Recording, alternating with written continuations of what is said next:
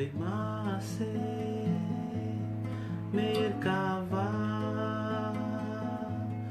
Pomehava Sinai Vekalehava Sulam Diver Malachim Salkim Venachtim Bekol de Burveribulem Havahivaleha Malach Metatron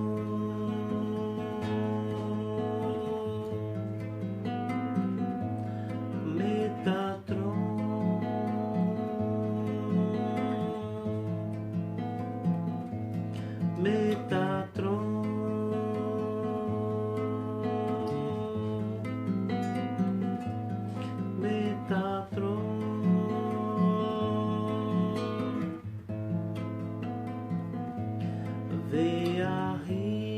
Ve'ahikadava Patar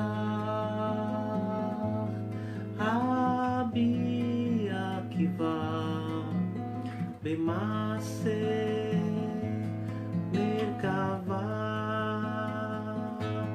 Omehava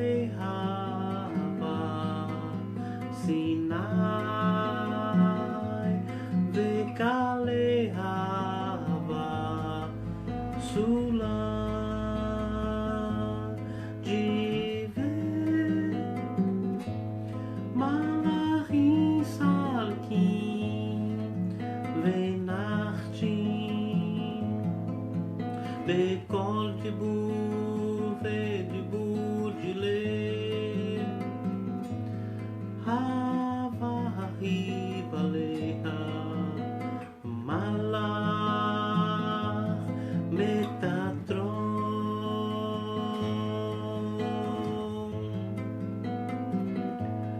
Metatron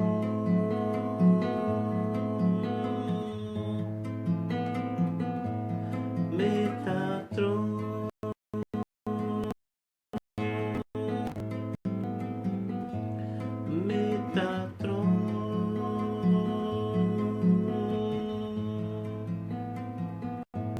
Baru Adonai Leolam Vaed Baru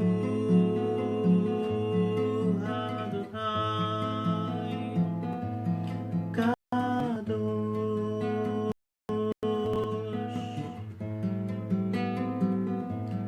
Kadosh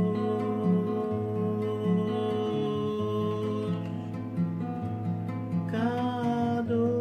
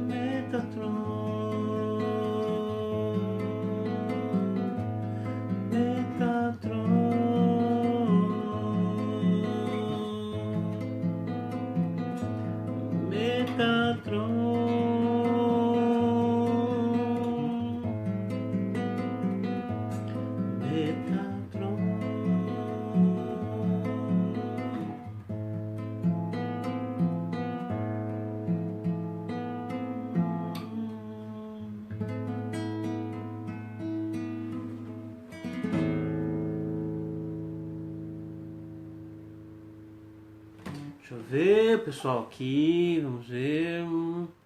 Quem tá por aqui? Deixa eu ver.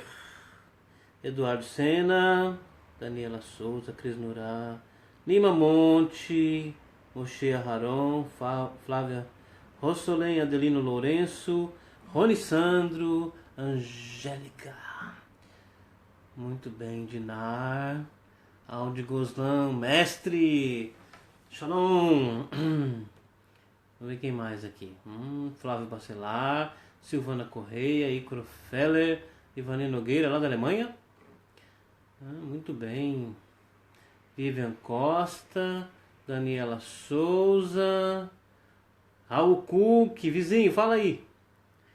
Muito bem, Ivani, já falei. Carla Santos, boa noite, Carla. Maricélia e Cacá Pinheiro. Já falei, olha lá, para de encher, tá? Cambada. Vamos ter uma conversinha aqui direto de Israel. Deixa eu ficar aqui com o violão perto aqui, eu posso precisar, vai. Não. Como assim não finge que não me viu? Tô tocando violão. Como que você quer que eu te responda? Olha, boss. Muito bem. E aí, pessoal, Myron Alves, né? Altamiro Moreira, querido, Geralda Belo, né? Muito bem. Então vamos lá, gente, bater um papinho aqui, direto da Terra Santa, Terra Sagrada de Israel. Aqui agora são 00:12. Aqui, 00:12. Aí deve estar chegando por volta das 19 horas, acho, mais ou menos. Não, 6 da tarde. 7:12. 7:12? 7:12. Aí no Brasil. Então tem uma diferença de fuso horário de 6 horas. Shavuotov, from Brasil. Shavuotov, from Eretz Israel. Muito bem. Eu estava meditando hoje de tarde, então me veio assim para a gente conversar um pouquinho, né, sobre esses aspectos, né, secretos e muito pouco conhecidos da reencarnação, né, que muita gente, aliás, muita gente mesmo sabe muito pouco sobre a reencarnação, né. O que se conhece de reencarnação no mundo, né, por base, né, a prática espírita kardecista, que na verdade não risca nem a superfície dos segredos sobre a reencarnação de almas, né? Porque esses mistérios sempre foram muito fechados, muito escondidos, né? Eram estudados apenas num círculo muito pequeno dos Mekubalim, dos cabalistas, né? Na cidade de Safed, aqui próximo, 3 horas daqui de carro, e dia 26 estamos indo para lá e vou fazer transmissão lá também, né? Vou visitar lá o túmulo do meu mestre, o Sagrado Leão de Safed. Vai ser um momento bastante forte, emocionante, assim como foi também quando eu fui visitar a Cidade Velha, né? Ha'ir Ha'atikah, né? De Jerusalém. Também foi um momento bastante forte, e eu tenho certeza que lá também vai ser semelhante. Então esses mistérios sobre a reencarnação eram assim estudados, né, num círculo muito fechado, realmente, né, e por muito tempo ficaram trancados, né, quando o mestre Raim Vital faleceu, né, todos os escritos dele foram enterrados junto com ele, porque ele considerou que aquela geração não estava preparada ainda para ter contato com essa sabedoria muito elevada. Então ele pediu que todos os escritos fossem enterrados com ele, né? Depois os alunos, os discípulos procuraram esses escritos, né, do túmulo dele, retiraram, né? E isso foi publicado.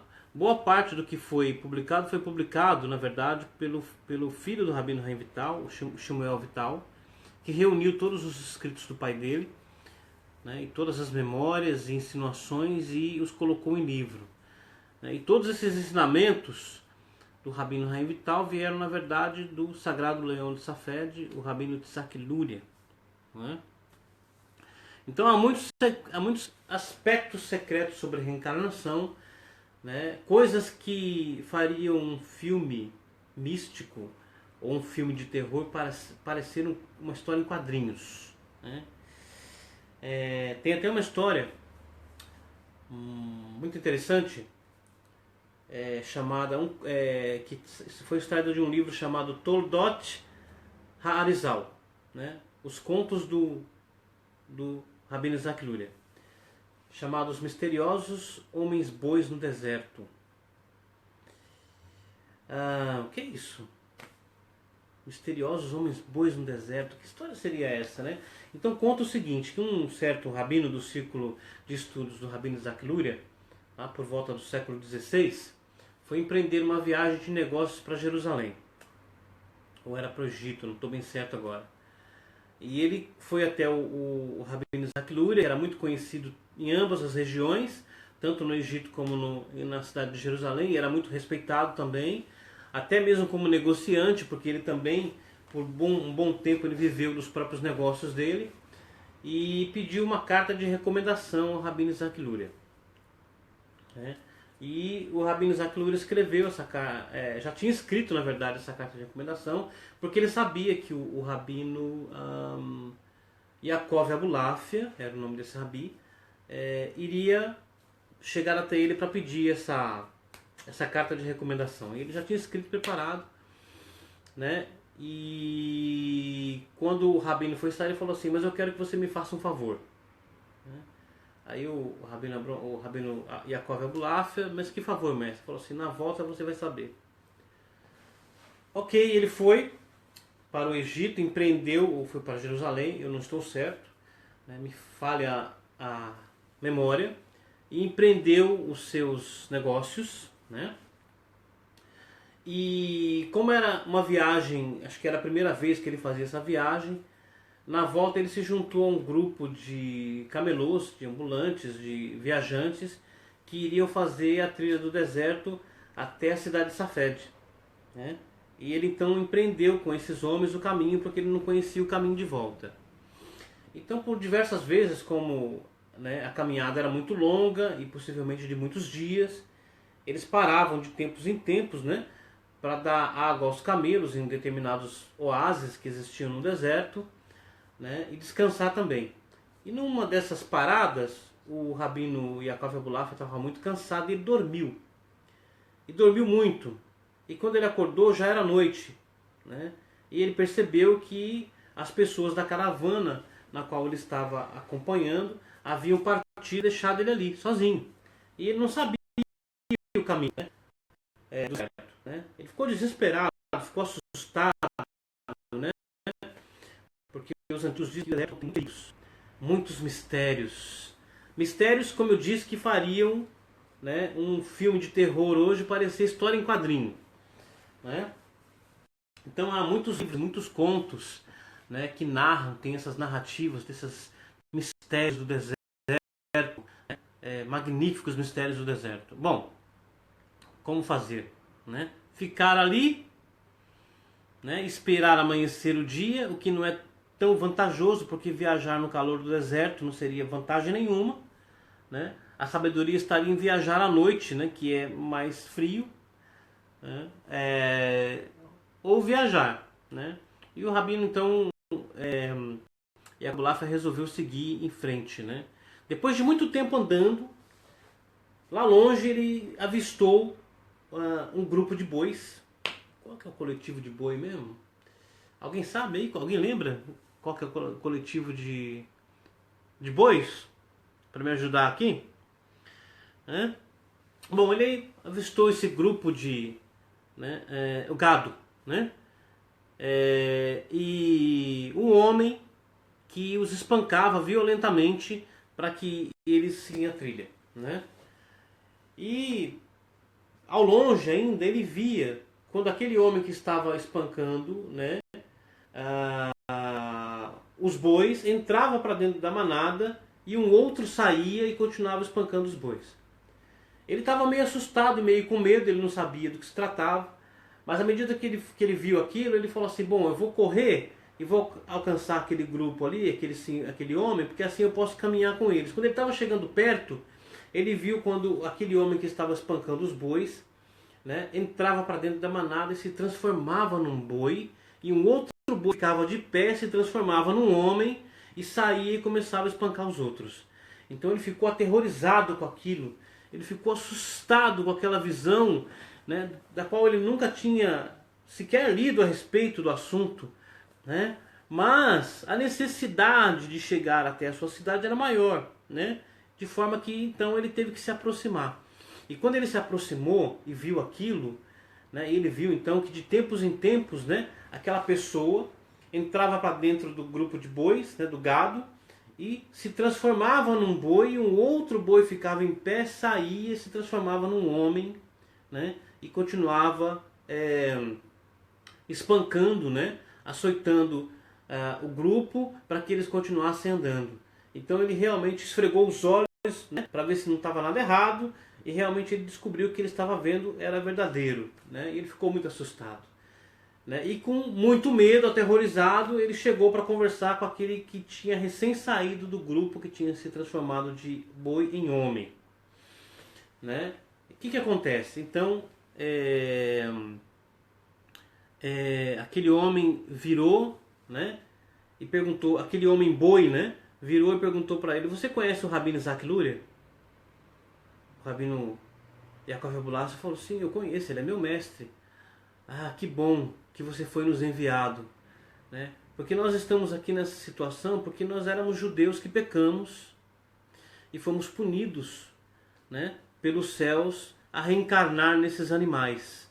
E nós queríamos pedir um favor, que você fosse até o Rabino Isaac Luria e pedisse para ele fazer uma tefilá por nós, para que karma, para que esse nosso karma, esse nosso tikkun seja encerrado e nós possamos estar livres, né, desse sofrimento da qual nós estamos agora, né? E aí então foi que o Rabino Yaakov Abulafia soube qual era o favor que o seu mestre havia lhe pedido, né, que ele fizesse. E ele voltou para a cidade de Sefat, para a cidade de Safed, e lá ele chegou para o Rabino Isaac Luria assustado. O Rabino falou: ah, eu sei, não precisa contar. Né? Eu já sei, né?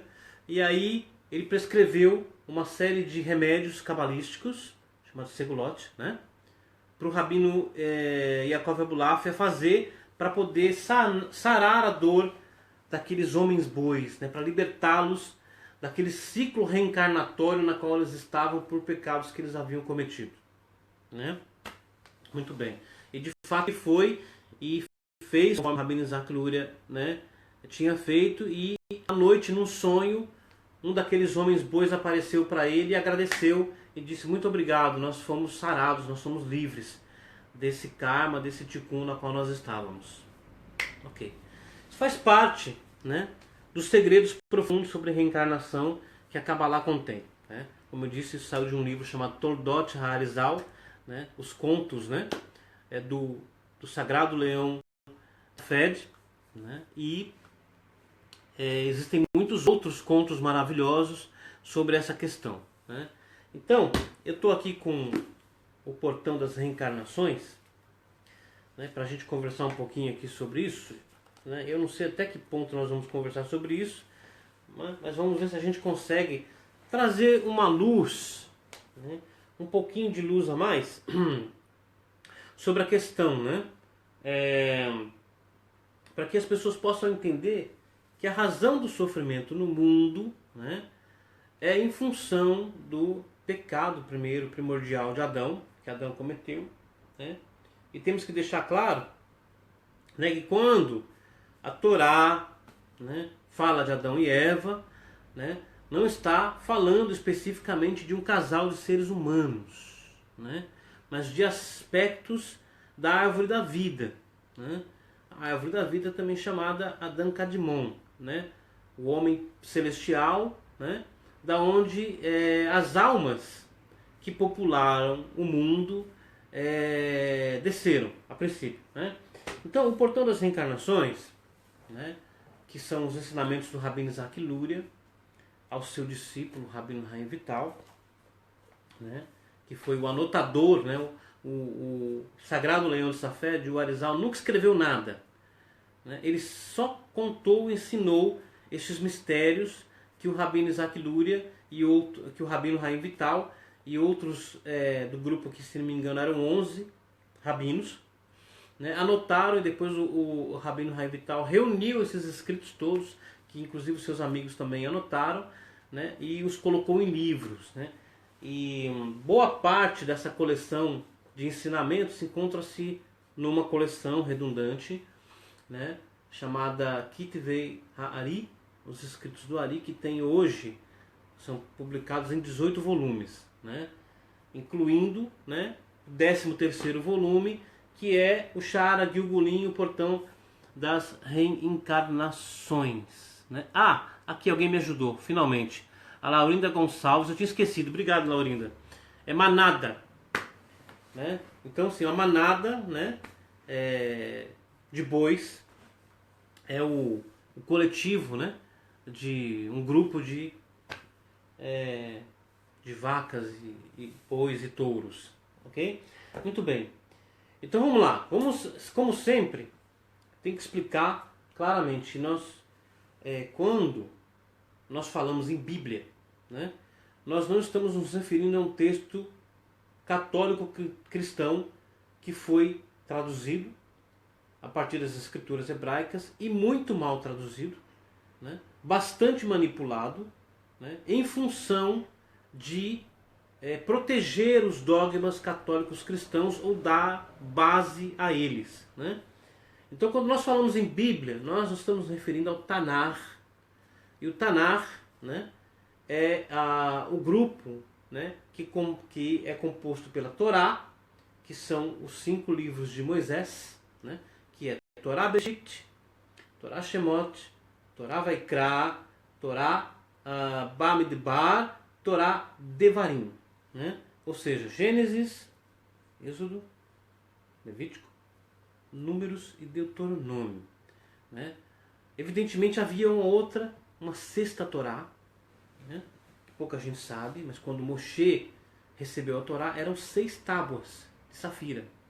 Isso está bem escondido, evidentemente, né, no texto hebreu, né? E a sexta Torá era a Torá dos mistérios, que era o Zohar sagrado, que foi escondido, né, devido à sabedoria ter sido mal usada pelos hebreus na época, que usaram a sabedoria da Kabbalah para construir o bezerro de ouro, o Egel Zahav, né? Então, como aquele animal ele foi criado a partir, né, da sabedoria da Torá, da Kabbalah, ele tinha vida, né? E isso é que se tornou ainda pior na questão, né, que é o que pouca gente sabe, porque vê nos filmes, né, é um ouro parado em cima da base e o povo dançando ao redor do animal. É o que você vê nos filmes sobre Moisés, né? Isso, na verdade, é uma história bonita, né? Não é verdadeira. A Torá diz que quando Moshe desceu do monte do Har Sinai, né, está escrito, ele viu o bezerro e as danças. E o Zohar vem e esclarece a questão dizendo que quem estava dançando era o bezerro, né, que estava vivo. Por quê? Porque eles usaram uma placa de ouro, a qual eles trouxeram do Egito, e essa placa de ouro tinha o nome de Deus gravado nela, tá? As 4 letras do nome sagrado, né? E por isso o animal ganhou vida, né? Explicado pela sabedoria da Kabbalah, né? Então aí que a coisa foi realmente profunda, né? E muita gente pensa, né, como é mostrado nos filmes, que Moisés ficou zangado, né? Foi lá e pegou as tábuas da Torá e jogou no chão e quebrou. Bom, aqui há um problema muito grande, né? Primeiro, né, as tábuas da Torá eram de safira e pesavam cada uma 1 tonelada.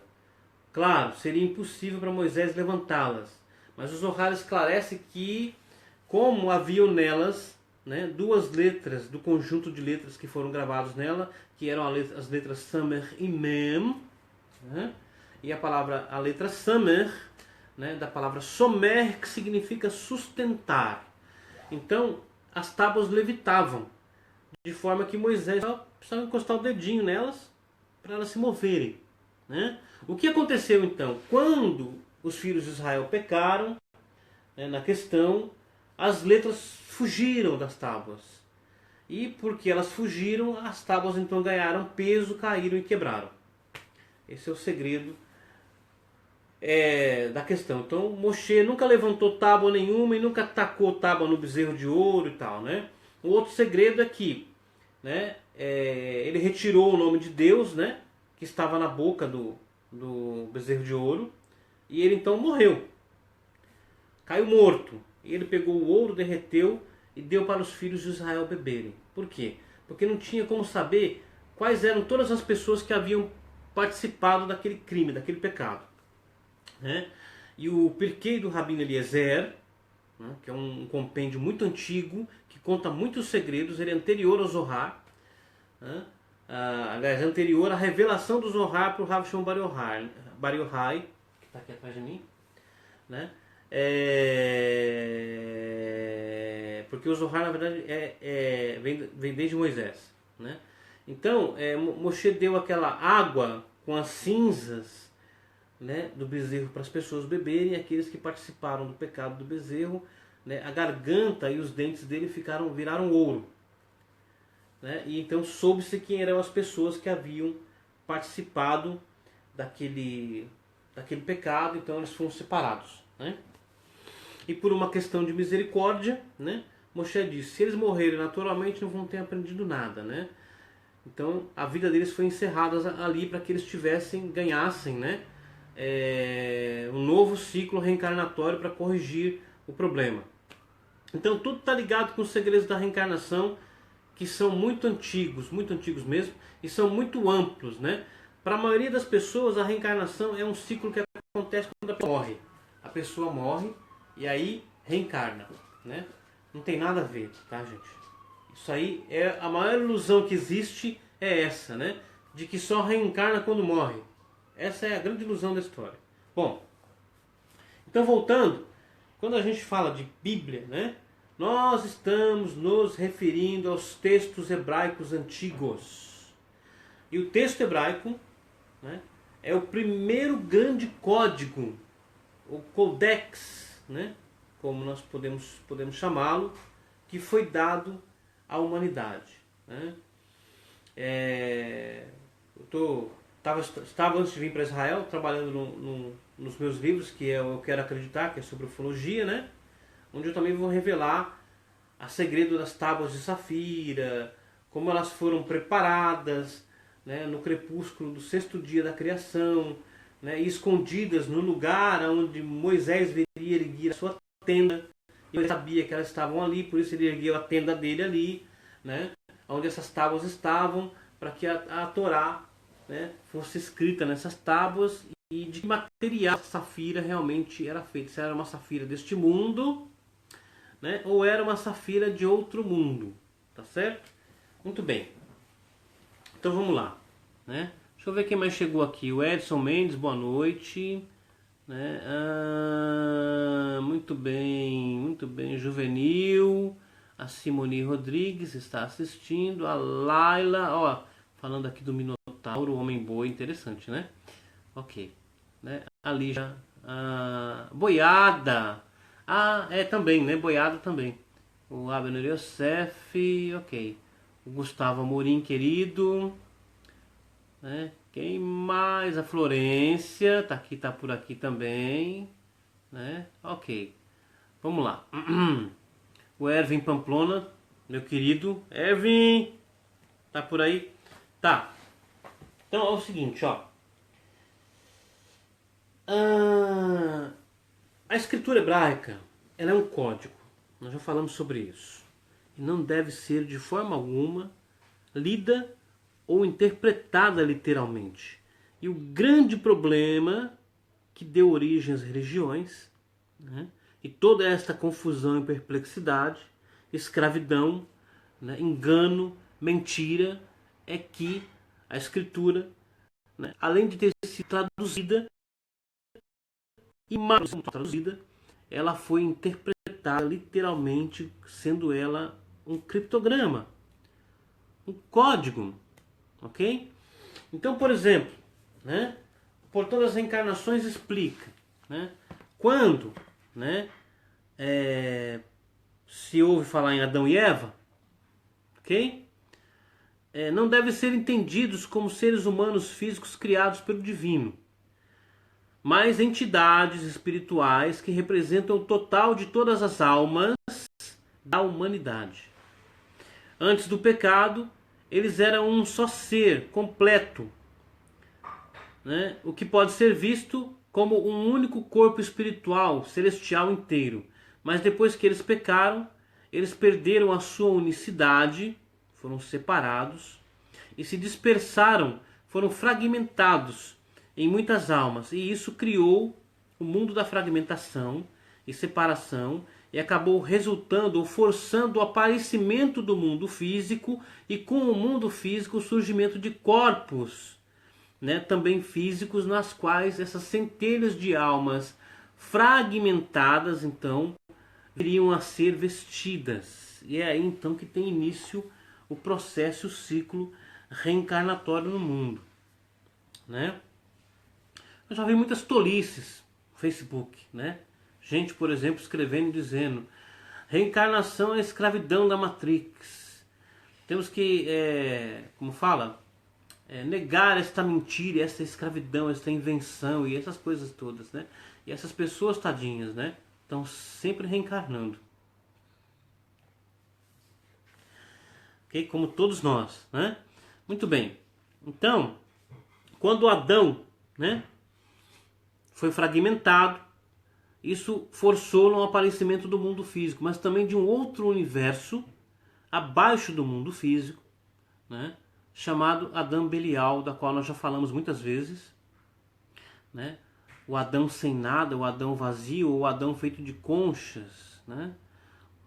O Adão das trevas também, Adão negro, como, né, pode ser chamado também, para onde as almas que foram fragmentadas de Adão caíram, para dentro dos órgãos do Adão Belial, que as aprisionou, né? Muito bem, ó. Então eu vou lendo aqui, né, até onde dá para explicar, né? À medida que muitos, claro, nem vão entender, né? Mas muitos vão ter uma visão mais ampla da questão, né? Então, o processo de reencarnação, que é uma consequência da pena de morte, né, que se abateu sobre Adão e Eva, que não eram seres físicos no princípio, né, ajuda as almas a expiar os seus pecados, os seus erros, a terminar o seu karma, né? Porém, nem todas as almas param do pecado, né, com o mesmo nível de gravidade. A categorização das almas é feita com base em sua localização no corpo espiritual de Adão e Eva e no nível de seu pecado. Isso também afeta o modo pelo qual elas reencarnam. Então deixa eu explicar aqui uma coisinha, mostrar aqui uma coisinha. Vou abrir aqui o meu outro livro, né, de poesias, tá? Deixa eu apresentar aqui então para vocês o Adão e a Eva, ok? Então esse aqui é o Adão, né? Esse mundo aqui, ó, onde eu estou com o dedo, ele não existia aqui, ok? As esferas ficavam todas acima, todas elas. Essa esfera aqui, chamada Malhut, que é o nosso mundo, ok? Ela existia aqui onde está Da'at aqui, ó, que hoje é uma Sefirá virtual. Era aqui que ela estava. Mas com o pecado ela caiu aqui para baixo, né? Resultando no aparecimento do mundo físico no qual nós vivemos hoje. Aqui. Certo? E é por isso que no Sefer Yetzirah, o livro da formação do pai Abraão, nós vemos que, né, o princípio está no fim e o fim está no princípio, referindo-se à esfera Malhut que caiu do seu lugar no mundo celestial, que era Da'at, né? O que acontece é que Da'at é chamada Etz Da'at Tov Verá, né? Que é a árvore da penetração no bem e no mal. Também é chamada abismo nos escritos da Torá, por exemplo, né? O Espírito de Deus se movia sobre as águas e havia escuridão na face do abismo. O abismo é a esfera Da'at. Da'at é o conhecimento, tá? Por exemplo, nós temos aquela célebre frase famosa que diz, né, se você olhar para o abismo te olhará de volta. Okay? Isso refere-se a quando o homem começa a encarar as próprias trevas em busca de conhecimento. que está relacionado com a esfera da At na árvore das vidas. Então, acontece que caiu para baixo aqui e apareceu aqui. E abaixo, né, aqui dessa esfera, Malhut, surgiu então, né, o Adão das trevas. Ok? Contrário, né, o Adão Belial. Tá? E o Adão Belial também é chamado, né, Poço das Almas, Inferno, né? Por exemplo, essas esferas aqui, ó, no Adão Belial, no Adão das Trevas, né? É chamado o estômago do Satã. Tá?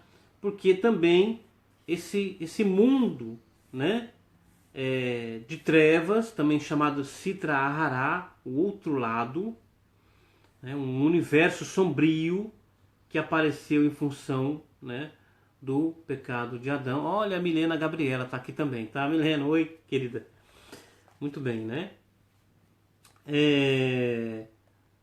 Também chamado lado sombrio da força, né? Ok?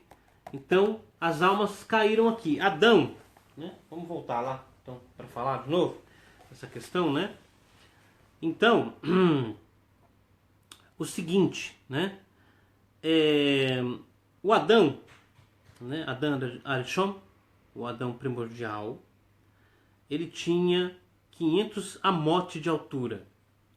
Isso dá aproximadamente 250 metros, né?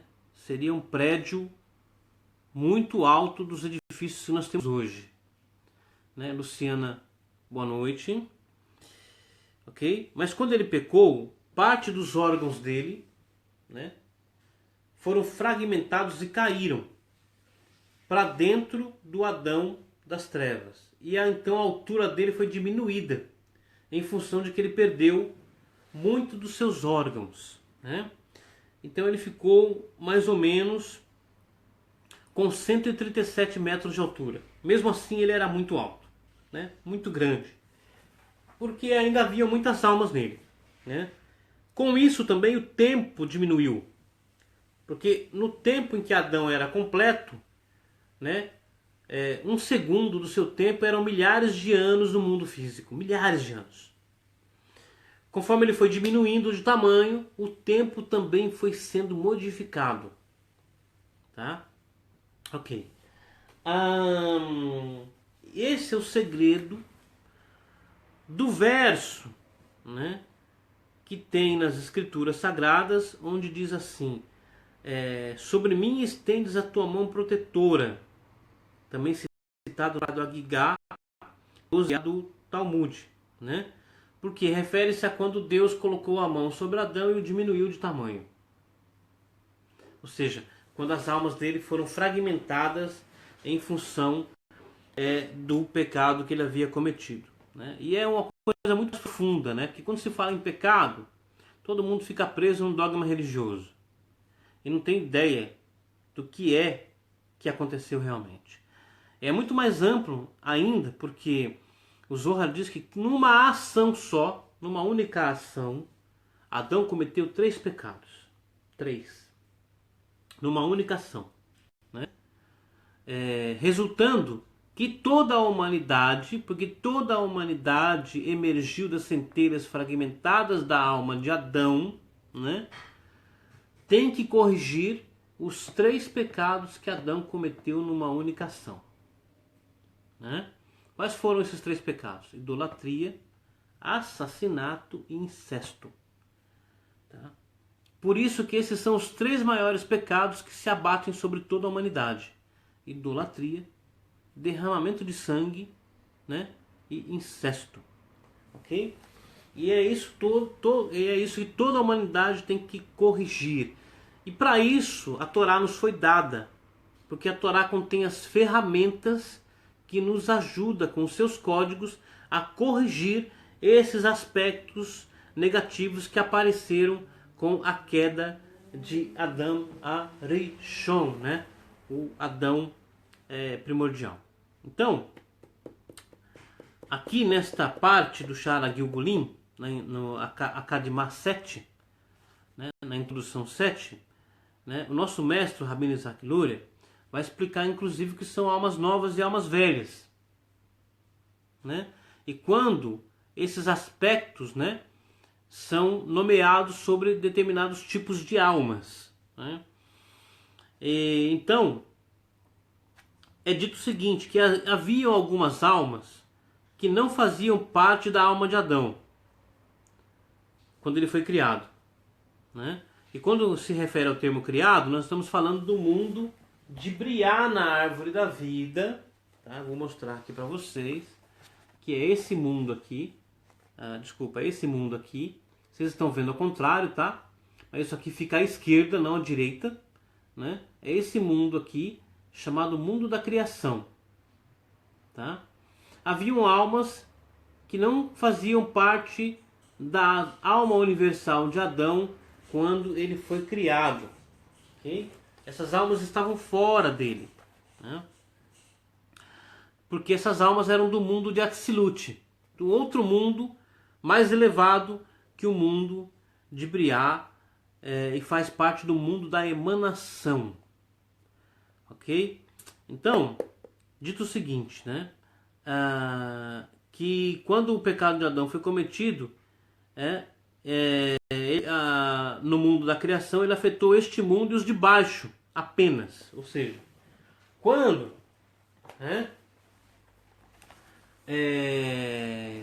Adão pecou, ele afetou o mundo na qual ele havia sido criado, né, e os mundos de baixo. Mas os mundos de cima não. Tá? Só daqui para baixo. Ok. Então, continuando aqui, né?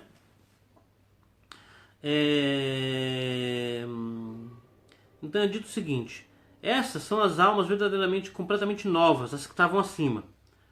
Enquanto as almas que já estavam incluídas em Adão são chamadas almas mais antigas, ou almas velhas, por oposição. E destas existem dois tipos, né?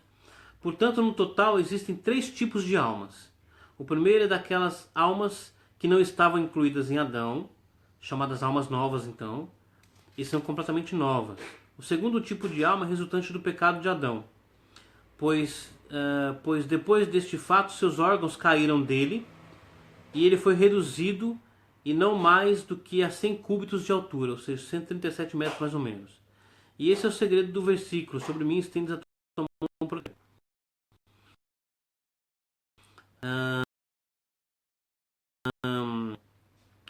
é o seguinte, né? A palavra mão aqui, em hebraico kaf, né, escrito 2 letras, tem o valor numérico exatamente igual a 100. Antes de pecar, a sua altura era de 500 amote, ou seja, 250 metros de altura mais ou menos. E o mesmo aconteceu com o seu corpo, né? O mesmo que aconteceu com o seu corpo aconteceu com a sua alma. Então o Zohar é mais profundo ainda para explicar um pouquinho mais. Ele diz que quando Adão pecou, né, ele caiu ficando todo esverdeado. E aí inúmeros espíritos emergiram ao lado dele tentando possuir o corpo dele, mas Deus não permitiu. Tem um filme que eu gosto muito, chamado Fonte da Vida, que talvez vocês já tenham visto, né, onde é citada uma parábola maia dizendo: o primeiro pai se sacrificou pela humanidade, né? A sua cabeça ficou estendida, pendurada nos céus, né? O seu estômago, né? Nasceram os galhos da árvore e tal, não me lembro muito bem, mas isso saiu do Zohar, tá? É uma referência a esse segredo aqui que nós estamos falando, né? Muito bem, né? Então, continuando esse segredo todo, então as centelhas que permaneceram com ele depois do pecado ficaram ali, pois eram necessárias ao próprio Adão. Depois do pecado, ele se tornou pai de Caim e Abel. Como os sábios do Zohar dizem, foi dessas centelhas que eles nasceram, das centelhas que estavam em Adão, que não caíram no poço das almas. As centelhas que, né, remanesceram nele, né, então passaram, né, para os seus primeiros filhos, que eram Caim e Abel, né? E este então é o segundo tipo de alma, tá? E aqui o portão das reencarnações vai explicar que isso não foi considerado uma encarnação, porque não eram de almas que vieram do poço das almas, mas de almas que estavam em Adão. Você percebe como o assunto é complexo? Que não é tão fácil de ser compreendido, a não ser com muito estudo, né? Muito bem. E o terceiro tipo de alma, né? É das almas que partiram dele no momento em que ele pecou e caíram nas profundezas das clipotes, ou seja, do poço das almas, né? Do Adão feito de conchas, que a palavra clipar é concha, o plural da palavra clipar é clipote, que é conchas, né? Essas foram chamadas pelos sábios de os órgãos que caíram. E saiba que foi deste terceiro tipo de alma que a alma de Sete, filho de Adão, surgiu, porque Sete foi a primeira reencarnação do mundo. Ok? Muito bem, então aqui, ó, sendo assim, a alma do primeiro tipo é chamada uma alma completamente nova. E é sobre esta alma, quando ela desce ao mundo e reencarna num corpo, que os sábios disseram: vem e veja, quando uma pessoa nasce, ela ganha uma nefesh, e se ela merecer, vai ganhar mais. Olha, vou explicar. São três tipos de alma, ok? Tá? São as nafeshot, almas animais, né, pertencente ao mundo físico, ao reino de Malhut, na árvore da vida. Os espíritos, chamados Ruhot, pertencente a este mundo aqui, dessas 6 esferas na árvore da vida. E as almas divinas, pertencente ao mundo da criação, né? O mundo onde Adão havia sido criado. Então, uma pessoa quando nasce, né, ela é vestida com uma nefesh, tá? Que emerge lá, né, do poço das almas, né, e sobe e se veste num corpo físico. Antigamente, quando as pessoas estavam próximas da sabedoria, né, aos 13 anos, o menino, no Bar Mitzvah, recebia então o segundo nível de alma, chamado Ruach. É para isso que o Bar Mitzvah era. Tá? Não apenas uma festa de maioridade de um menino judeu, mas é um segredo da reencarnação. A menina aos 12, né? E depois aos 20 anos recebia o terceiro nível, né? Que é a Neshama divina. Isso era quando se estava próximo da sabedoria do Zohar, nos tempos, né, do nosso mestre Moisés. Depois as pessoas foram se afastando da sabedoria e as coisas foram caindo no esquecimento.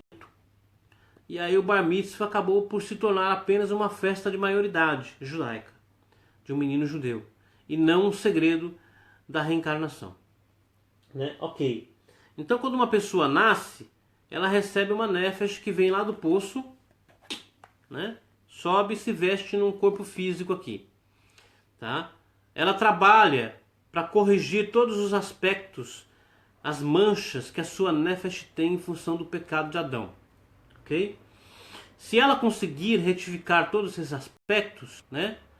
Então vem um Ruach na sua próxima vida, ela volta com a sua nefesh e recebe um segundo nível de alma chamado Ruach. Aí ela trabalha para retificar todos os aspectos aqui e corrigir todas as manchas, né, do seu Ruach, e na próxima encarnação ela volta com a sua nefesh, com o seu Ruach, e recebe uma Neshama. Tá? Esse é um segredo, uma parte dos mistérios da reencarnação. Como eu disse, né, a Torá é um código, por exemplo, onde nós podemos encontrar uma alusão a esses 3 níveis de reencarnação, além dos nomes, né, delas que aparecem nas escrituras hebraicas. Por exemplo, há um verso em Provérbios, não me lembro exatamente qual, que diz assim: a alma do homem é a lâmpada de Deus. Tá? No hebraico está escrito Ner Hashem Nishamat Adam. Ner Hashem, Ner Adonai, Nishamat Adam. A lâmpada do Eterno é a Neshama de Adão. Ou seja, a alma divina. Em outro ponto, tem um verso que diz assim: a alma que pecar, esta será cortada. Tá? Aí o termo usado para alma é nefesh, que se refere ao primeiro nível de alma que uma pessoa recebe, que habita no seu coração, no ventrículo esquerdo do coração. Então existem determinados tipos de pecado, da qual a alma recebe uma sentença chamada karet, que é corte. Ela é cortada daquele corpo, a pessoa morre, esta alma é queimada e as suas cinzas são espalhadas no jardim do Éden para serem pisadas pelos sadiquim, pelos justos. Esses são parte de alguns dos segredos aqui da reencarnação, né? Ok. Então, por exemplo, onde que eu posso encontrar uma alusão a esses três níveis de alma, né? Então, por exemplo, há uma parábola que diz assim: um certo homem entrou numa caverna. Ele viveu lá por um tempo e quando ele saiu ele tinha 3 filhos. Ok? Ou seja, o que são esses 3 filhos desse homem? São a Nefesh, o Ruach e a Neshama. São os seus 3 níveis de alma. A caverna, né, é o lugar onde ele se refugiou para estudar a sabedoria e merecer esses 3 níveis. Tá? Isso também é aludido na história de Noé. Noé entra na arca com seus 3 filhos. Não 4, nem 2, mas 3. Né? O que são esses 3 filhos de Noé? Nefesh, Ruach e Neshama. Tá? Ou seja, alma animal, alma, o espírito e a alma divina. Tá?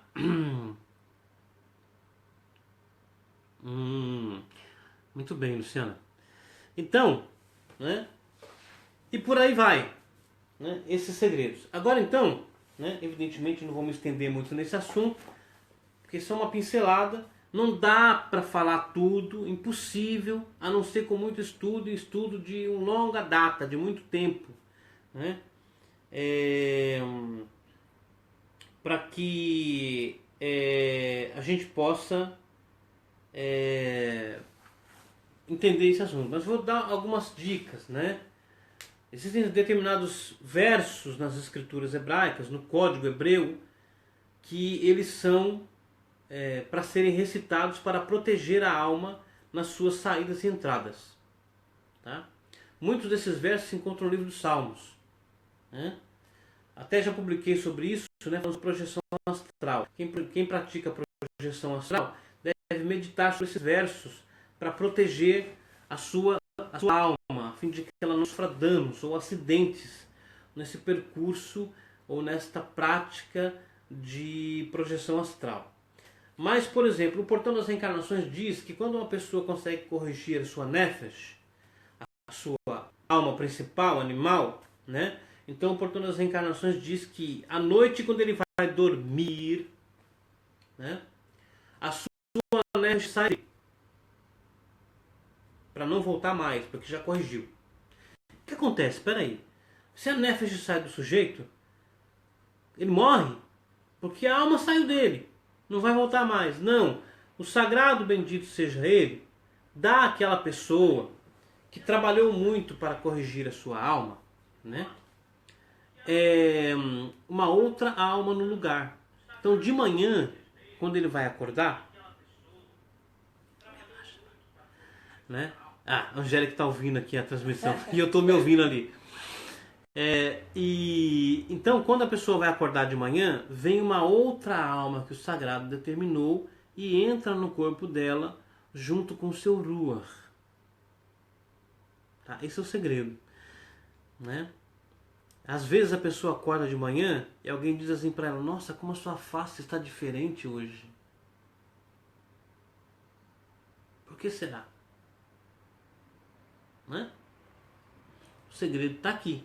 Né? E é por isso que o cabalista, quando ele vai dormir, ele recita o Salmo 25, que diz: a ti, Senhor, elevo a minha nefesh, a ti, Senhor, elevo a minha alma. Porque os antigos conheciam os mistérios da reencarnação e sabiam sabiam que deveriam recitar esse verso, porque eles já sabiam que a sua nefesh tinha alcançado a correção total e fazem este verso, né, porque sabiam que a sua alma não ia voltar na seguinte. Muito bem. Então, continuando aqui, quero falar um pouquinho então, né,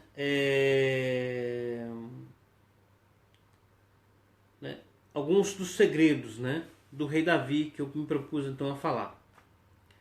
Ok.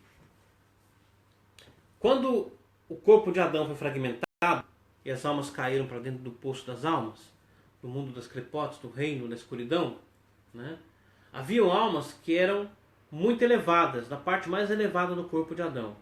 E por serem muito, muito, muito elevadas, elas caíram muito, muito, muito fundo nas clipotes, no poço das almas, né? Uma dessas almas era a alma do rei Davi, que era de uma parte muito, muito, muito elevada do corpo de Adão. E porque era muito elevada, ela caiu muito, mas muito fundo no poço das almas, né? Por isso que tem aquele dito, né? Quanto mais alto, maior a queda. Que é uma alusão aos segredos da reencarnação, que fazem alusão a isso, né? Bom, quando Adão pecou, né, e o seu corpo foi fragmentado e ele caiu como morto, verde, né, ele procurou, como a consciência dele estava muito elevada, em todos os mundos, em todas as épocas, por suas almas, né, e aquelas que iriam ajudá-lo a retificar o erro que ele havia cometido. E dentre esta busca que Adão fez, ele encontrou uma alma que deveria vir ao mundo, e esta alma criaria uma ferramenta que seria dada à humanidade para ajudar na correção, né, das almas de Adão, né? Esta alma era a alma do rei Davi, que havia caído muito fundo no poço das clipotes, em Malhut das clipotes, nos pés do Adão das trevas. De tão fundo que ela havia caído, ela não tinha sequer existência no mundo físico, nem um sopro, nem uma sombra. De tão fundo que ela havia caído. Então o que Adão fez? Ele questionou o sagrado, se ele poderia ajudar a nefesh, a alma do rei Davi, a vir ao mundo, né, doando uma parte da vida dele para aquela alma. E o sagrado concordou, então Adão pegou 70 anos da sua vida e doou ao rei Davi. E é por isso que Adão então viveu 930 anos, e não 1000, né? E o rei Davi exatos 70. Ok, então vamos continuar para a gente ter uma ideia mais profunda acerca desse assunto aqui, né? Que eu imagino que vocês estão aí, né, se deliciando. Então é o seguinte, olha, nosso mestre, o Rabino Isaac Luria, né, ele explicou o seguinte, né,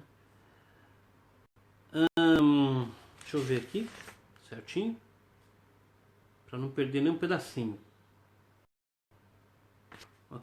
Okay. Peraí. Aqui. Olha, ele diz o seguinte, né? O nosso mestre explicou o seguinte, que o rei Davi ele vivia atemorizado, e ele vivia com medo, né? Como ele expressou no Salmo 3, verso 3.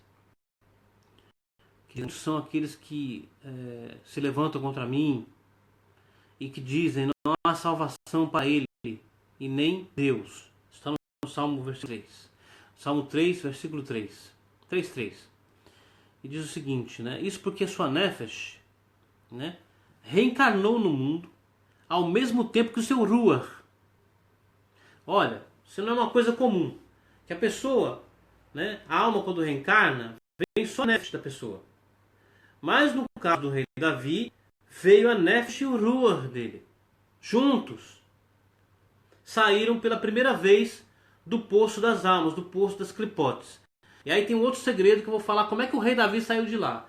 Porque o Adão das trevas, né, o Adão Belial, né, como ele se alimenta da luz que vem para as almas, que o sagrado bendito seja ele destina às almas, né, ele não permite que as almas saiam das suas conchas. Porque eles se alimentam e mantêm a sua existência pela luz dessas almas. E quanto maior for a alma presa lá, mais esforço o Adão das trevas causa para mantê-la prisioneira lá dentro, de forma que ela não venha a reencarnar. Tá? Olha, então, depois eu conto como é que o rei Davi saiu de lá. Né? Mas então, quando ele emergiu do poço das almas, emergiu sua Nefesh e o seu Ruach ao mesmo tempo. Só que a Nefesh encarnou num corpo e o Ruach dele em outro. Ou seja, as partes do rei Davi reencarnaram em corpos distintos e diferentes. Tá? Então, o que aconteceu a partir daí? Né? Com o resultado do seu pecado, do pecado do rei Davi, depois, ele vivia com medo de que os méritos que ele havia adquirido para a sua Nefesh, através da prática da Torá, boas ações e uma série de outras coisas, né? E do seu corpo físico fossem perdidos e passassem a ser mérito do Ruach em um outro corpo, e que assim ele não se elevaria no momento da ressurreição dos mortos, porque ele absorveria em troca todo o mal resultante dos pecados de outro corpo. Tem um segredo aqui que eu vou explicar para vocês, quer ver? Deixa eu achar aqui para entender melhor esse pedaço.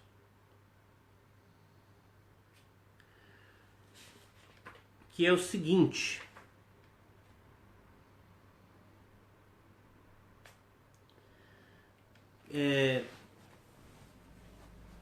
como as almas caíram para dentro do poço das almas, elas se misturaram. Se misturaram com o bem e com o mal. E todas elas adquiriram um pouco do mal e um pouco do bem de umas às outras. Né? Muito bem, então quando elas sobem para o mundo físico, elas reencarnam, né? De acordo com o mérito que elas têm, né? Elas então se aproximam uma das outras, né? E aquele que tem mais mérito puxa e adquire o bem restante que há na outra. E aquele que não tem méritos, mas que praticou muitos males, puxa e adquire todo o mal que há na outra.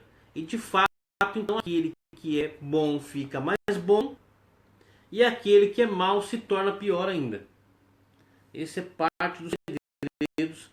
E o rei Davi tinha medo disso, por causa do pecado dele. Ele tinha medo que todos os méritos que ele havia adquirido para sua alma fossem perdidos e passassem para o outro corpo da pessoa que está com seu Ruach e se unisse àquele Ruach, e de fato aquela pessoa terminasse a correção primeiro que ele. E aí no dia da ressurreição, ou seja, quando todas as almas vão emergir do fundo do poço das clipotes, que é chamada ressurreição, e as clipotes vão desaparecer como fumaça, né? E ele não apareça. Então, deixa eu ver se eu acho aqui. Diz assim, ó: assim o Ruach da pessoa pode vir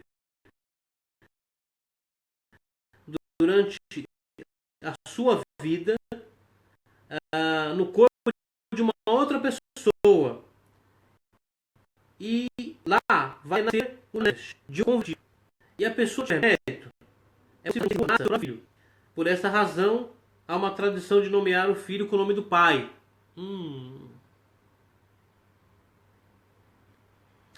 Muito bem. E é por isso que aqueles que são nomeados com o nome do pai passam a ter características muito semelhantes e ações muito semelhantes ao pai.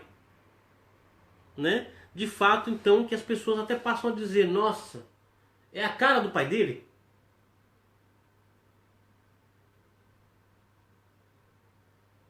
Ok. Né? Então, se a pessoa tiver mérito, é possível fazer com que esse Ruach nasça no seu próprio filho, né? E por essa razão, uma tradição de nomear o filho com o nome do pai porque o nome é a descrição da origem da alma, ou seja, a alma raiz. Tá? Por exemplo, vamos supor que chega uma pessoa, como eu já expliquei em muitos outros vídeos que eu fiz sobre cura, né, reencarnação e cura, e como o Talmud diz, né, 4 coisas podem salvar a vida de uma pessoa. A mudança de nome é uma. Né? Por que muda o nome? Porque quando muda o nome da pessoa, e é claro, o sábio, né, vai dar àquela pessoa um nome da tipo Abraão. Ok? E aí aquela pessoa então puxa uma centelha de alma da alma raiz, que é Abraão, que reencarna nela. E esta centelha de alma da alma raiz ajuda a curar as outras que estão enfermas. De fato, produzindo cura para a alma e para o corpo da pessoa. Entende? Então, esta é a alma raiz. E é por isso que é proibido pelos sábios dar nome às crianças dos perversos. Por exemplo, né, vai um tolo por aí e chama o próprio filho de Hitler. O que acontece? A criança puxa uma centelha de alma da alma raiz. O pai acaba de desgraçar a vida do filho por falta de sabedoria. Né? Então se dá nomes bíblicos às crianças, né? Abraão, Moisés, Davi, Salomão. Né? O que acontece com alguém que chama Salomão? Né? Vai acabar puxando uma centelha de alma da alma raiz. E assim por diante. Ok? Muito bem. Em outras palavras, mesmo quando a pessoa está corrigindo a sua própria nefesh, no seu próprio corpo, o Ruach estará simultaneamente sendo corrigido, mesmo no corpo de outra pessoa, ou do seu filho, né? De outra pessoa que tem a nefesh de um convertido. Ou se o Ruach nascer no seu próprio filho, o pai e seu filho se corrigirão juntos e podem ajudar um ao outro. Pensou? Esse é o caso, né, que se pode explicar como às vezes se encontra um filho mais espiritualizado e mais consciente a sábio em assuntos espirituais do que seu pai. Né? Ok? Isso é interessantíssimo, né? Então, voltando aqui, Laila, isso mesmo. É proibido os sábios dar os nomes dos perversos para os seus filhos. Aprendam isso. Né? Por isso que há muito sofrimento no mundo. Por que há muito sofrimento? Falta de sabedoria. Eu estava até conversando aqui, né? Com a Jeca, minha querida anfitriã aqui na terra de Israel, e amiga de longa data também, e conversando com outros amigos meus, por exemplo, que aqui em Israel não tem ladrões. Por que não tem ladrões aqui? Porque as crianças aqui são produzidas à luz da Torá. E adquirem centelhas de almas, né, com nomes hebreus, né, e nomes bíblicos. Né? E de fato, então, esse tipo de coisa não existe aqui em Israel. Né? Existem outros problemas, claro. Né? Por que existem outros problemas? Porque essas pessoas produziram filhos sem estarem à luz da Torá. Então acabam criando dor e sofrimento para si mesmas e para os seus próprios filhos. Ok? Muito interessante isso, né? Isso faz pensar por que tem tanto ladrão no Brasil. Parece duro, né? Um pensamento deste. Né? Mas nós temos que questionar, temos que pensar, porque se atinge sabedoria é pensando, questionando, estudando constantemente, né? Ok, ó. Então, voltando aqui no assunto do rei Davi, né? Aqui, sabendo disso que é possível entender que afligiu o rei Davi quando disse: muitos são os que dizem contra mim, né? Para ele não há salvação. É estranho, né? Que as pessoas falassem assim tão mal sobre uma pessoa tão grande contra o rei Davi. No entanto, para entender isso, nós precisamos nos atentar com precisão ao que está escrito, porque foi dito para ele, quando deveria estar dito para ela. se a referência fosse a Nefesh, ou seja, a alma do rei Davi.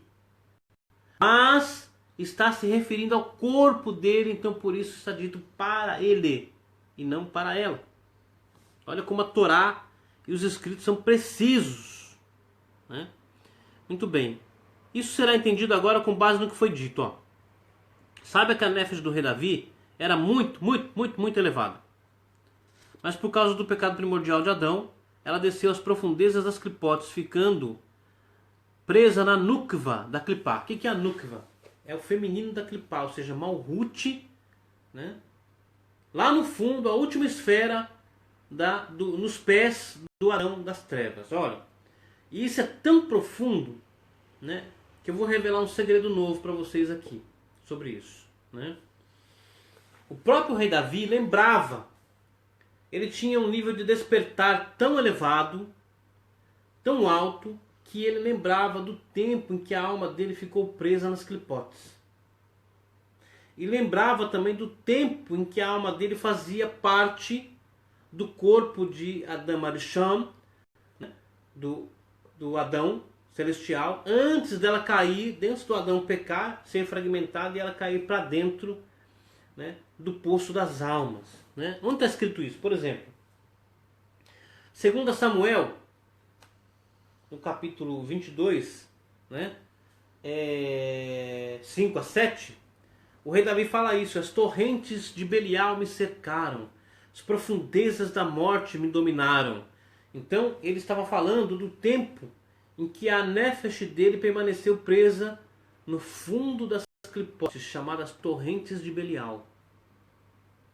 Né? Porque do Adão Belial. Mas também ele se lembrava do tempo em que ele estava acima, né, na cabeça de Adam Arishon, porque se ele era muito elevado, ele estava na cabeça, né? E é por isso que o rei Davi diz, né, no Salmo 143, verso 5: Zaharti e a mim me quedem, eu me recordo dos dias antigos. A palavra que foi traduzida para antigos aqui é Miquedem. E Miquedem, né, refere-se do oculto não revelado, ou seja, a Sefirá Keter da árvore da vida, que é chamado Antigo de Dias, né, e também o escondido do escondido, o segredo dos segredos. E ele se lembrava deste tempo também. Eu não consigo lembrar que eu comi ontem. Eu comi ontem mesmo? Macarrão italiano. Não, ontem eu comi arroz. Hoje foi macarrão. Com grão de bico e frango. Olha só, que coisa. Gente, tá. Então, continuando aqui, né? Isso está na escritura hebraica, está na escritura. Se você procurar na Bíblia, os caras não sabiam o que estavam lendo e traduziram de qualquer jeito, de forma que o mistério se perde. Se perdeu. E as pessoas não sabem, ficam criando tolices e interpretações, né, que vão levando e conduzindo as pessoas ao engano após engano, erro após erro, mentira após mentira. Né? Porque quando fala de Belial, a turma não sabe nem do que está falando. Quem é Belial? Ah, é o Satã. Tá bom, mas quem é o Satã? Ok. Então, quando Davi nasceu pela primeira vez, né, quando Davi nasceu, foi a primeira vez que a sua nefesh saía do mundo das clipotes. Portanto, ela começou a sua correção a partir do nível feminino da árvore da vida, porque ela havia caído no feminino da árvore das trevas, tá? Que é chamado de nefesh. Isso aconteceu porque a sua alma é do terceiro tipo, como nós havíamos explicado no começo lá. Este é o segredo que foi mencionado na sabedoria de Mishpatim, né, que contém as regras da reencarnação, né? E em muitos outros lugares, de que Davi era do lado feminino, porque refere-se a Malhut na árvore da vida, e não do lado masculino, que refere-se a Zeirampim, que é o Ruach. E sua alma tinha origem no mundo da morte, que é chamado Nukva, ou Malhut, né, da árvore, tanto da árvore da vida como da árvore das clipotes. Muito bem. A alma do rei Davi veio de um local extremamente elevado no corpo de Adão, como eu já expliquei aqui. E por causa disso, ele caiu em níveis mais profundos da impureza das clipotes. Ele é a carruagem da Sefirah Malhut, que também é chamada Mashiach ben David, o Messias filho de Davi. Né? Então, para explicar isso, esses dois Messias, né? O Messias filho de José, Mashiach ben Yosef, que refere Sefirah Yesod na árvore da vida, que é o palácio dos mistérios, né? E, né, o Mashiach ben Yosef, que é o nosso mundo, né? E se refere a todas as almas que vão despertar no futuro e iluminar o mundo inteirinho. Quando o mundo inteiro estiver desperto e corrigido, isso chama-se Mashiach ben David, o Messias filho de Davi. E é aí onde o profeta Isaías diz que o cordeiro comerá o leão, alguma coisa assim, ou seja, não haverão aspectos negativos, nem inimigos, nem nada mais. Né? Bom, então aqui, né, então o rei Davi é a carruagem da Sefirah Malhut, no reino espiritual, que em essência é o aspecto feminino da árvore das vidas. Mas como se diz, por causa do pecado de Adão, seus pés desceram à morte. Por isso a alma do rei Davi não tinha vida neste mundo. E Adão emprestou 70 anos da sua vida para que a alma do rei Davi pudesse emergir no mundo físico. Esta é a profundidade que ele estava nas clipotes totalmente sem vida, tão fundo na escuridão que não tinha vida. Né? Assim lá foi perguntado por que ele foi chamado de Oved, né, o pai de Jessé, que era o pai do rei Davi, era chamado Oved-Edom.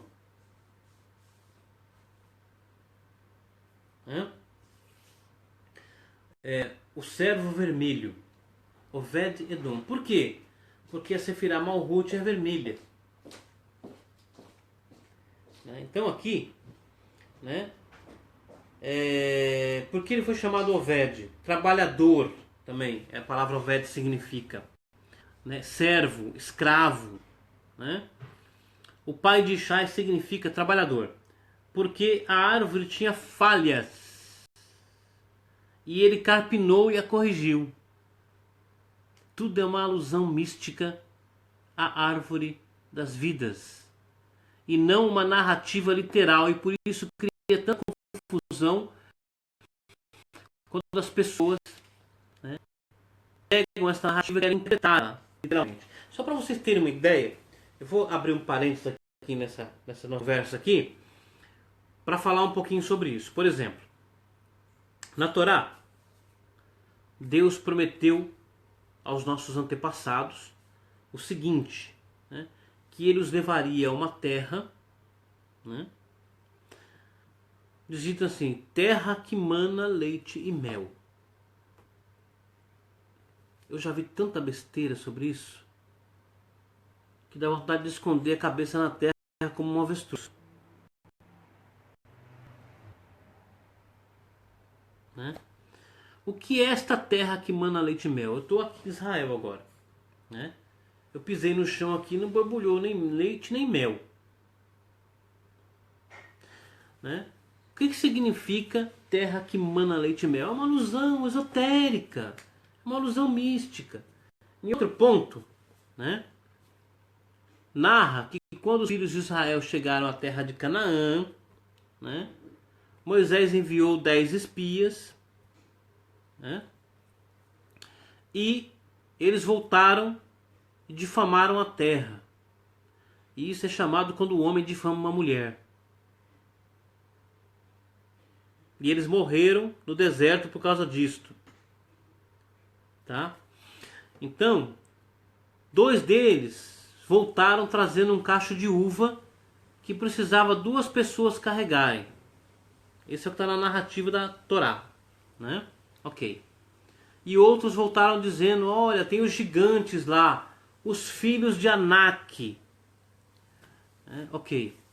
Muito bem. O que significa isso? Terra que mana leite e mel. Terra é a narrativa literal da Torá. Terra. Leite são as metáforas e alusões. Mel é o estudo, né, da qual se extrai muitas compreensões. Tá? Porque o mel precisa ser extraído. Né? E, né,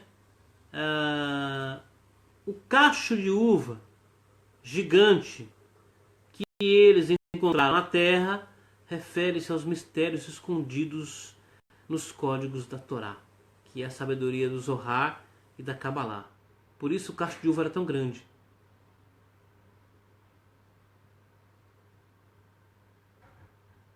É uma alusão aos 4 métodos de estudo da Torá. E o Talmud diz: todo estudo deve começar pelos segredos, pelo vinho. Porque está escrito: o vinho abre mistérios. Depois, pelos outros 3 métodos, mas o estudo deve começar pelos mistérios. Aí eles disseram: mas lá tinha os gigantes, os filhos de Anak. E o Zohar explica: quem eram esses gigantes? Eram pessoas, gênios, sábios no conhecimento da Torá, que são chamados gigantes. Muito bem. Então, voltando aqui então, né, no rei Davi, aqui, né, dizendo então por que ele foi chamado de Oved, o pai de Ishai, que era pai do rei Davi, que significa trabalhador, porque a árvore tinha falhas e ele a carpinou e corrigiu. No Zohar Mishpatim nós lemos o seguinte: Oved veio e trabalhava e carpinava o tronco, né, e a raiz da árvore. Ishai, seu filho, veio e fortaleceu a árvore. E ele se agarrou aos ramos de outra árvore celestial, que é Zeirampim, o masculino. E ele conectou uma árvore com a outra, que estava separada, Malhut com o masculino, feminino com o masculino, né? Mas elas se entrelaçaram. Quando Davi apareceu, ele viu que as árvores Zeirampim e Malhut, os aspectos espirituais do masculino e feminino, estavam entrelaçadas e presas uma à outra. Como resultado, ele herdou o governo da terra. E tudo isso foi causado por Oved. Por isso que quando fala de Ishai em Isaías 11, fala assim: dele nascerá um rebento, um broto, né? Que era o rei Davi. Ok? Né? Muito bem, vamos aqui então, continuando. Então diz assim: este Oved, trabalhador, foi corrigido e saiu do campo mal, de maus espíritos. Seu filho veio e carregou ainda mais e estabeleceu a árvore. Quando o rei Davi veio, né, ele ficou na árvore feminina inferior, que é Malhut, e que se refere à árvore do conhecimento do bem e do mal, como eu falei, que é a Sefirá da At caída no mundo físico, cujos pés descem à morte, e ele teve que receber a vida de outro local, porque ele mesmo não havia nada. Sabe onde tem uma alusão a isso aqui? No filme Doutor Estranho, né? Que o ancião, né? A anciã, na verdade, né? O Doutor Estranho descobre que ela mantinha a existência dela no mundo físico por muitos milênios, drenando vida do mundo da morte. Olha só.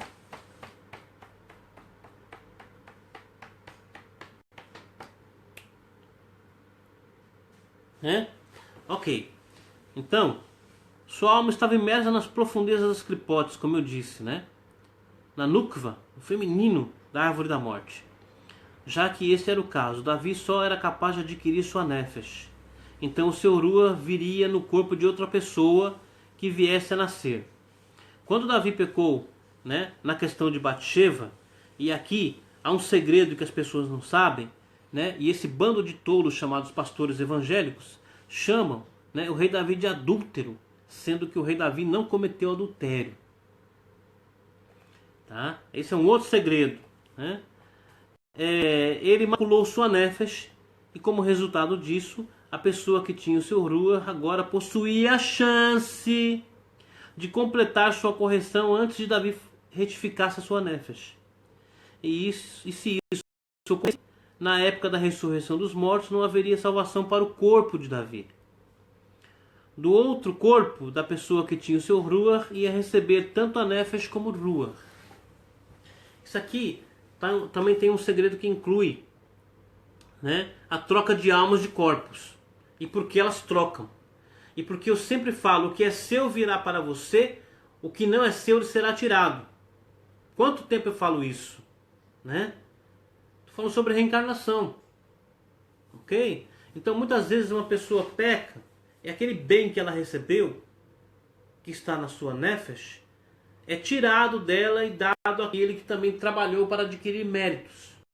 Ele adquire isso. Mas pode ser que a pessoa se arrependa e a sua nefesh é devolvida para o seu corpo, né? Ao invés de vir uma outra entrar. Porque muitas vezes, por exemplo, a pessoa recebe um bem maravilhoso, né? Uma centelha de alma maravilhosa. E em função disso, né, ela atrai outra centelha de alma em outro corpo que vai ser o seu parceiro, né? Masculino com feminino. Certo? Mas o que acontece? Às vezes a pessoa peca e aquela centelha de alma é tirada dela e uma outra vem e entra no lugar. E aí o que acontece? Ela atrai uma outra pessoa, o masculino, né? Ou vice-versa, né? Do mesmo nível, né? E como essa que entrou não é tão elevada como a que saiu, então o que vai vir atraído pela pessoa também é do mesmo nível.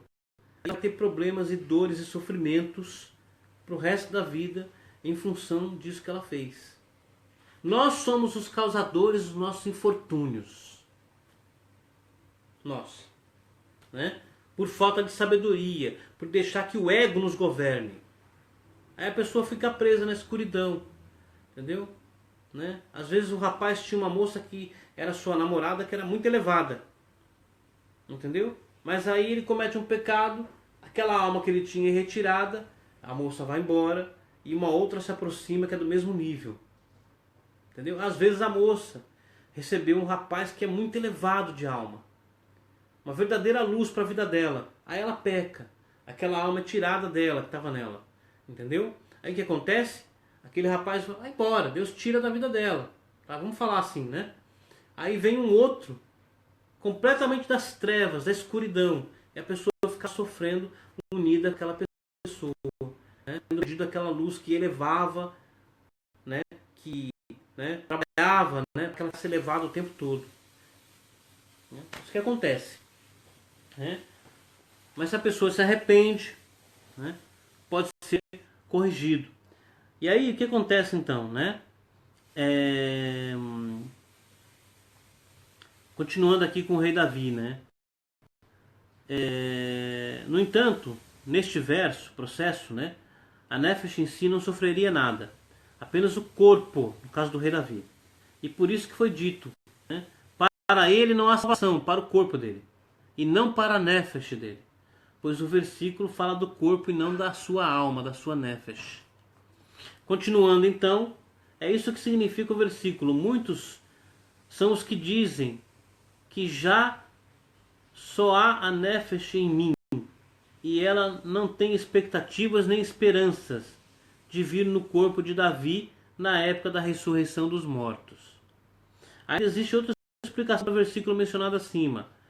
Tem um versículo que diz, né? Faz o mal dos ímpios causar-lhes o seu próprio fim, e dá firmeza ao justo. Que versículo que é? Salmo 7, versículo 10. Né? Às vezes pode ocorrer da nefesh de uma pessoa não entrar no corpo de maneira completa e total, ficando com uma boa parte de bem e um pouco de mal, mas com uma pequena parte do bem e a maior parte do mal no corpo de outra pessoa. Aí o que acontece? Essas duas pessoas então se tornam amigas. Aquela que ficou com a maior parte do bem tem a capacidade de atrair todo o bem para si mesma, que está lá na outra pessoa. Toda a porção de mal, então, que ela tem é transmitida para aquela pessoa, né? cuja maioria é má. Sobre a segunda pessoa, então, se diz: faz o mal dos ímpios causar o seu próprio fim. O que significa que o ímpio, no final, fica com a parte ruim. E sobre a primeira pessoa se diz: dá firmeza ao justo, já que o justo recebe a boa parte no seu conjunto, de modo similar ao que foi dito na primeira explicação. E por isso que os antigos sempre dizem, né? Cuidado com quem você faz amizade.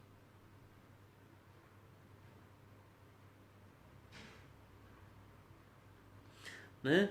Ou então, como disse alguém, né? Diga-me com quem tu andas, e eu direi quem tu és. Em outro lugar está dito, né? Como andarão dois juntos se não estiverem de acordo? Tudo isso são segredos da reencarnação. Então as pessoas provocam o seu próprio mal e o seu próprio infortúnio, né? Porque devido aos erros que elas cometem, elas fazem com que, né, aquela pessoa que tem a parte má da sua, né, da sua nefesh se aproxime delas. E aí todo aquele mal que está lá passa para ela e ela acaba se destruindo por causa disso. Ou pelas ações boas que ela pratica, ela faz com que a pessoa que está com toda a parte de bem da sua alma se aproxime dela. E ela então puxa, adquire toda aquela parte de bem, toda a parte de mal que está nela passa para outra pessoa que praticou o mal. Então aquela pessoa é destruída, né? E essa pessoa permanece. Tá?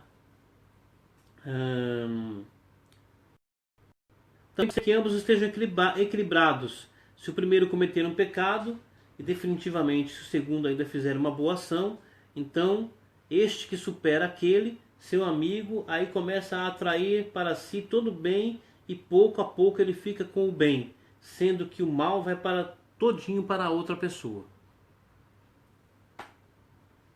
Com isso é possível entender o que os sábios queriam dizer quando escreveram que o rei Acabe era equilibrado.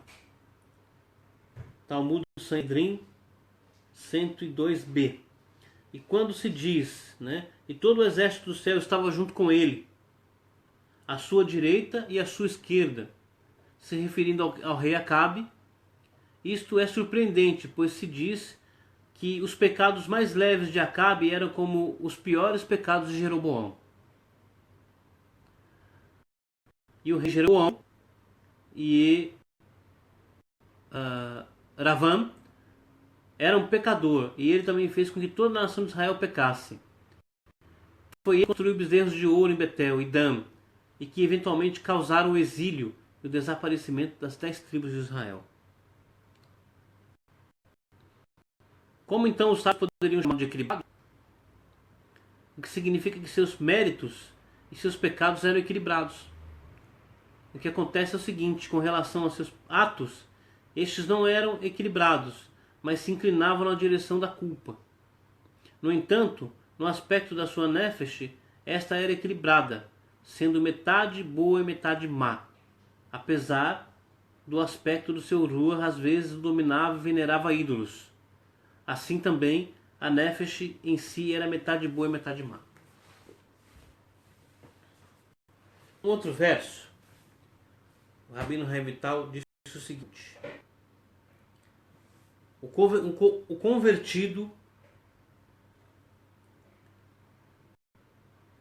é uma praga para Israel. Algumas pessoas pegaram esse verso e interpretaram literalmente, entendeu? E passaram a ter preconceito dos conversos, né, à prática da Torá. E não era isso que o Rabino Haim Vital estava dizendo. O que ele estava dizendo era o seguinte: que a pessoa tem a sua nefesh, mas aí ela se inclina para o bem e começa a praticar Torá para corrigir a sua alma. E ele então recebe um outro aspecto de alma, uma outra nefesh, que vem e entra no corpo dele e se une à sua nefesh. Mas a sua nefesh, comete pecados. Apesar de que esses pecados não o afetam e nem mancham a sua nefesh que ele recebeu, lhe causam muitas dores. E é por isso que o Rabino Haim Vital disse: o convertido é uma praga para Israel. entende? Que foi interpretado literalmente, que não deveria ser. Muito bem. Há muitos outros segredos, né? Mas já são aqui 1h37, né? E eu vou encerrar aqui, né, essa nossa transmissão. Voltaremos no outro dia aqui, falando diretamente da terra de Israel. Certo? Olha só. A Lúcia da Hora está dizendo o seguinte: é verdade, mestre. Hoje eu entendo tudo isso depois de ler os livros. Obrigado, querida. Vamos ver então. Vamos deixar aqui um espacinho para manifestações, né, que eu já vou me despedindo. Né? É um assunto complexo, mas não tem como não ser falado. Precisa. Nos tempos de hoje, precisam ser falados. Precisam ser discutidos. Precisam ser expostos para criar sabedoria. Né? Vamos lá. O Kaká está dizendo: bom descanso. Shalom. Shalom, Kaká. Edson Mendes, fica em paz. Fica em paz, Edson. Beleza. Vamos ver quem mais. Né? Meus olhos já estão ardendo. Então, vamos ver. Luz do luar, gratidão, gratidão, luz do luar. Moshe Aharon, Todá Rabá, artesão da luz. Bevakashá. Rony Sandro, sensacional. Eu tenho aprendido muito mesmo. Valeu, Rony.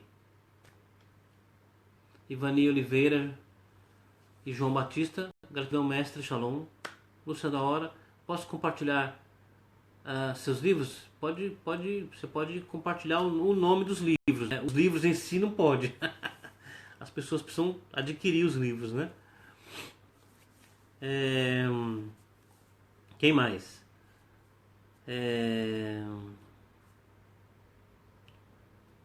Vamos ver, Lima Monte. Que injeção de conhecimento. Vixe. Valeu, Lima. Quem mais?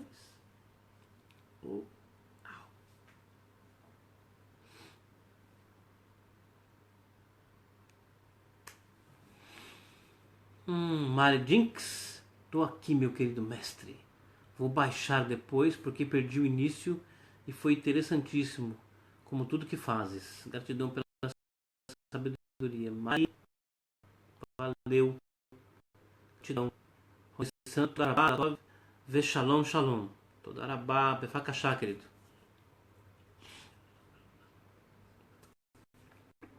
A Geralda. Esses livros são fantásticos. A Angélica também. A Cris Nurá, gratidão, gratidão, querida. Quem mais?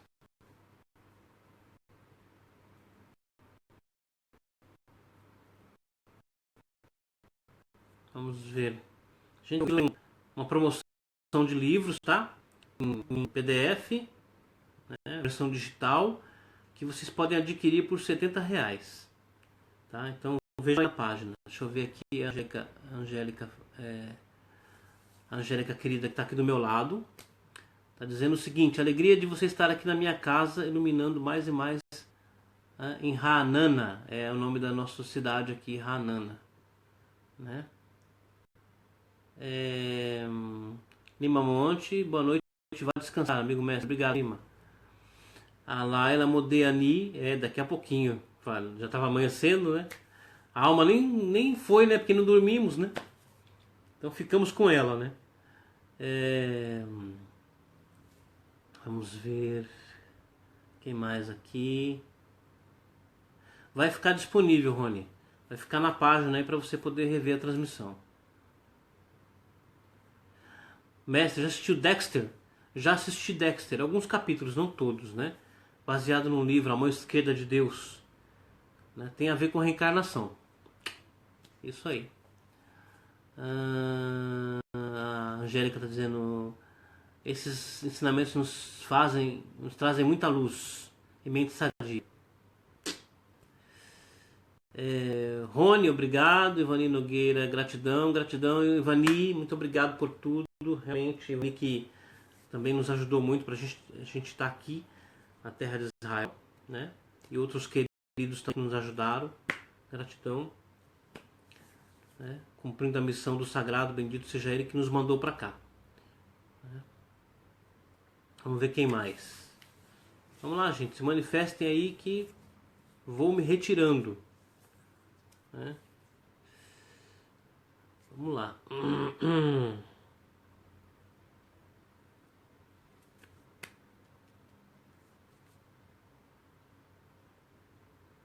Não? Ninguém mais? Então vamos danar, vamos dormir então, né? Vamos ver, quem sabe, né? Apesar que já passou o portão da meia-noite, não dá mais para subir. Então vamos ficar por aqui mesmo, descansar um pouquinho. Tô velho. Ai. תודה רבה, אנג'ליקה, בבקשה. בכיף. בכיף. אני מדבר עברית שלי עברית? טוב, טוב. אני שומע הכל, אבל אני לא מבין הכל. אתה מתרגש לאט לאט, ויהיה בסדר.